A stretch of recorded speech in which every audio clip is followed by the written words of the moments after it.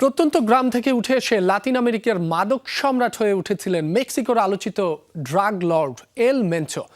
গাজা চাষ থেকে সাবমেরিন করে মাদক পাচার সব অপরাধে হাত পাকিয়েছেন তিনি। যুক্তরাষ্ট্রের কম বেশি সব রাজ্যে এই নেটওয়ার্ক গড়ে তুলেছিল তার সিজেএনজি ড্রাগ কার্টেল। পাচার হতো ফেন্টানিল ও কোকেইনের মতো ভয়াবহ সব মাদক। সম্প্রতি বিশেষ অভিযানে তাকে হত্যা করে মেক্সিকোর স্পেশাল ফোর্স।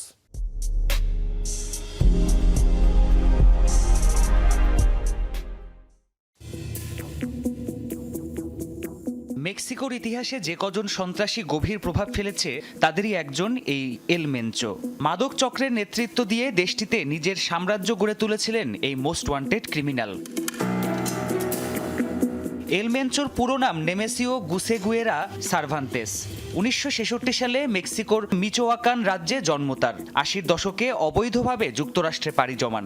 সেখানে গাঁজা চাষের মাধ্যমে অপরাধ জগতে হাতেখড়ি।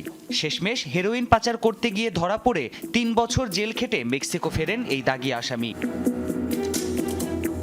মেক্সিকো ফিরেই এলাকার মাদক চক্র মিলেনিওর কার্টেলে যোগ দেন এল মেনচো। হিংস্র স্বভাবের কারণে দ্রুতই অপরাধী মহলে পরিচিত হয়ে ওঠেন drug king.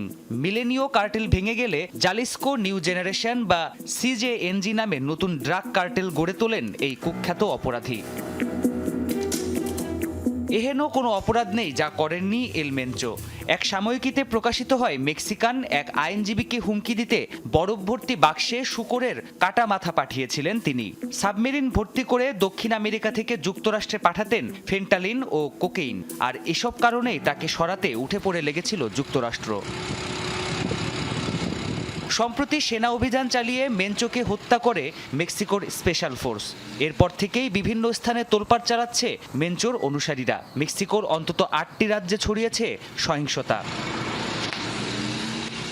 Pranpratim Kundu, Jamuna news.